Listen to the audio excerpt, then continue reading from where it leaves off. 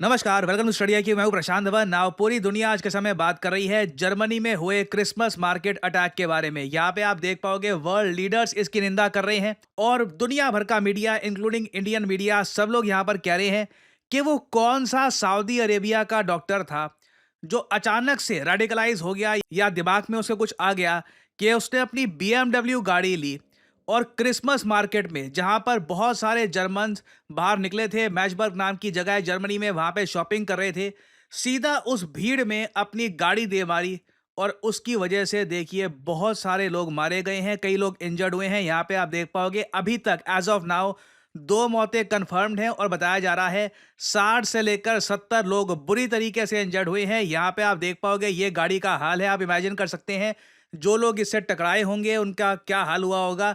तो एक बहुत बड़ी ट्रेजेडी है जर्मनी के लिए, स्पेशली क्रिसमस जैसे ऑस्पिशियस टाइम के दौरान। और इंटरेस्टिंगली इलॉन मस्क ने ये सब देखकर ये ट्वीट करी है कि जर्मनी के जो आज के समय चांसलर हैं ओलाफ शॉल्ज, इनके बारे में आपको पता होगा।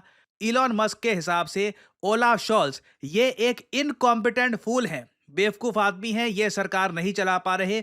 और इलॉन मस्क के हिसाब से सिर्फ AFD ये अकेली पॉलिटिकल पार्टी है जो जर्मनी को बचा सकती है। इलॉन मस्क लिटरली आज के समय कह रहे हैं कि जर्मनी को बचाने का समय आ चुका है।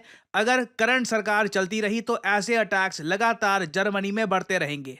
ना मुझको एक बात छोटी सी ऐड करनी पड़ेगी, जर्मनी में बिल्कुल इलेक्शंस बहुत ज़रा नज़दीक हैं और AFD देखिए एक ऐसी पॉलिटिकल पार्टी है जो बहुत ही ज़्यादा राइट विंग है। आप कह सकते हैं जैसे डोनाल्ड ट्रंप की विचारधारा है ना USA को लेकर, AFD की विचारधारा है जर्मनी को लेकर। और AFD का सबसे बड़ा नारा पता है क्या है? अगर ये लोग पावर में आ गए, जर्मनी को यूरोपियन यूनियन से ये लोग बाहर निकालेंगे।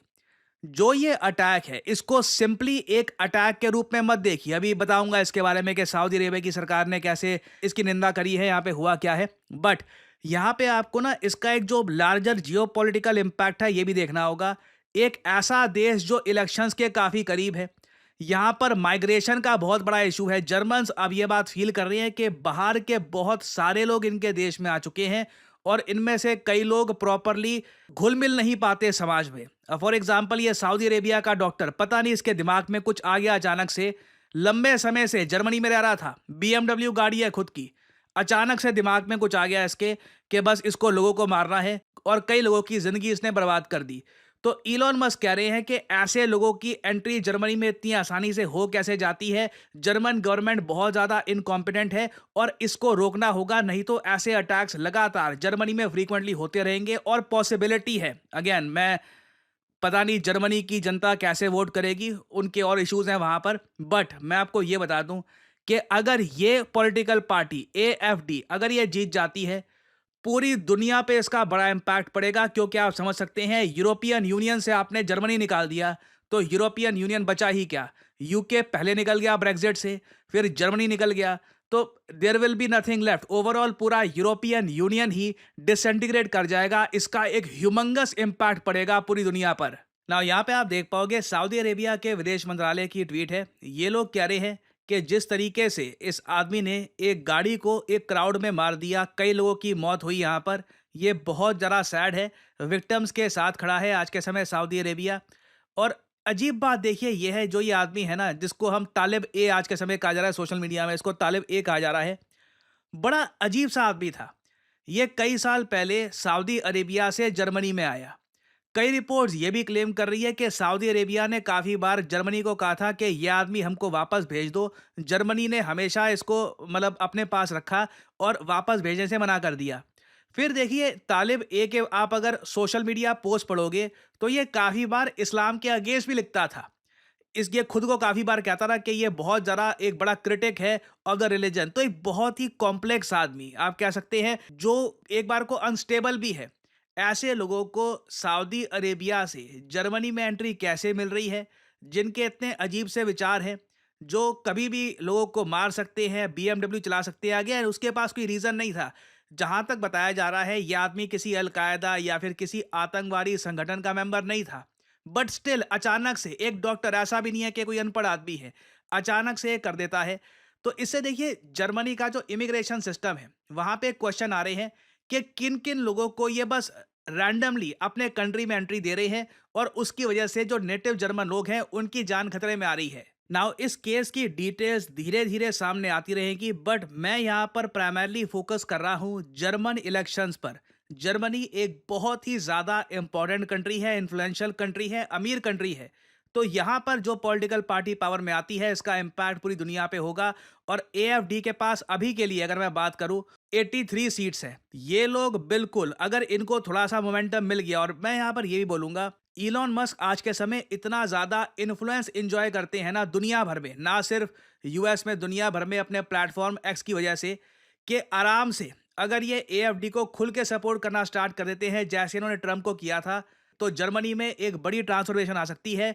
जर्मनी एक बहुत ही ज्यादा राइट विंग कंट्री बन सकता है, यूरोपियन यूनियन से खुद को निकाल सकता है, इमिग्रेशन बड़े स्केल पर कम कर सकता है कि बाहर के लोग यहां पर कम आएंगे। बेसिकली आपको अलग ही लेवल का जर्मनी दिखेगा। तो आने वाले कुछ महीने देखिए बहुत ही इंटरेस्टिंग होंगे। फरवरी 2025 में इलेक्शन होने हैं जर्मनी में।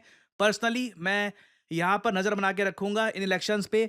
कुछ अपडेट आती है इससे रिलेटेड तो मैं आपके लिए बाद में अपडेटेड वीडियो भी ले आऊंगा। और फाइनली यहाँ पे आप लोगों से मैं एक सवाल पूछूंगा। देखिए वो कौन सा देश है जो इंडिया के साथ कोलैबोरेट कर रहा है अंतरिक्ष में मलबा हटाने के लिए? लेज़र इक्विप्ड सैटेलाइट्स का ये लोग इस्तेमाल करेंगे और अंतरिक्ष का मलबा हटाएंगे भारत के साथ मिलकर। ये है यहाँ पे आपकी ऑप्शंस: जापान, फ्रांस, रशिया या फिर जर्मनी। इस पर हाल ही में बहुत आर्टिकल पब्लिश हुए हैं। कमेंट सेक्शन में करिए उत्तर। जो लोग देंगे सही आंसर उनकी कमेंट को मैं दे दूंगा हार्ट, ताकि बाकी लोग समझ पाएं कि सही उत्तर क्या है। एंड फाइनली आप लोगों के लिए एक बहुत ही इंपॉर्टेंट मैसेज। देखिए लाइफ में कभी कभी आपको करियर में ना बस एक स्टार्ट चाहिए होती है। आप चाहते हैं बस पहली जॉब मेरी लग जाए और उसके बाद धीरे धीरे मैं तरक्की करूंगा, आई विल अर्न मोर।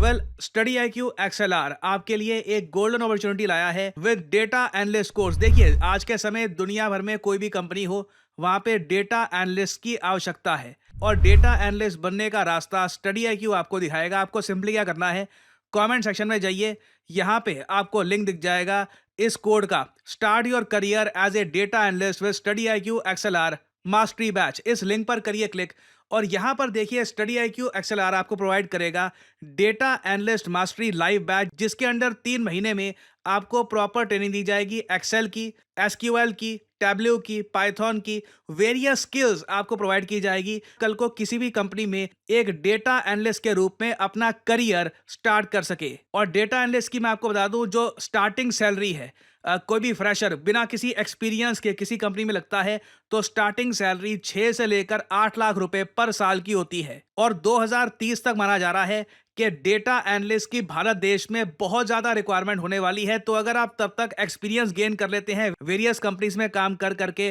तो इससे आपके करियर को एक बड़ा बूस्ट मिलेगा। और स्टडी IQ का जो ये लाइव मास्टरी बैच है to become a data analyst, इसका जो यहाँ पे प्राइस है ये पे करने की ऑब्वियसली जरूरत नहीं है। सिंपली यहाँ पर 3 ऑफर्स अवेलेबल पर क्लिक करिए और अगेन यहाँ पे आपको बहुत सारे कोड दिख रहे होंगे, लाइव और ओनली फॉर टुडे।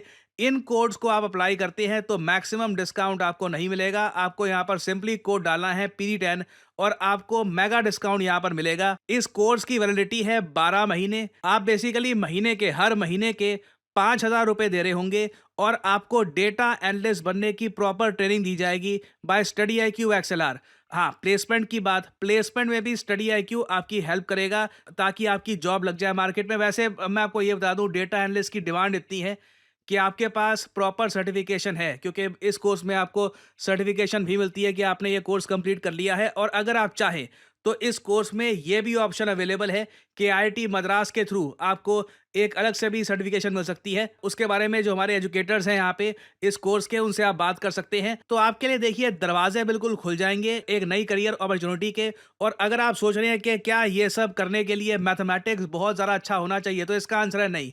मैथ्स आपका अगर नॉर्मल भी है, बेसिक आपको मैथ्स आता है, तो भी आप बहुत आराम से कर सकते हैं। मेन यहाँ पे क्वेश्चन आता है कि आप में इंटेलिजेंस होनी चाहिए, आपकी रीजनिंग एबिलिटी अच्छी होनी चाहिए। ये सारी स्किल्स आप एक्वायर कर सकते हैं और अपना करियर आप किक स्टार्ट कर सकते हैं with this course. So use करिए code PD10 to get the maximum discount in this course and start your journey as a data analyst. So इसी नोट के साथ ये है वीडियो का अंत। Thank you for listening and as I always say, may the gods watch over you.